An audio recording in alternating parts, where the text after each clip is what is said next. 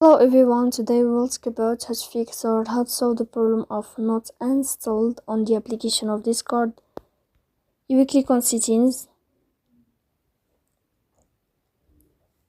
In this page you can click on apps, default apps, app settings.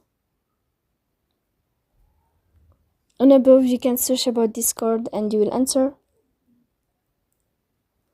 Then you can click on first stop and you can click OK. After that you'll enter to the window of storage. Then you can click clear cache. Don't click clear data because that can cause the errors. You can delete your account. In the end you can turn off your phone and you can turn on your phone again. So please don't forget to support us by like and subscribe. See you next time in another video.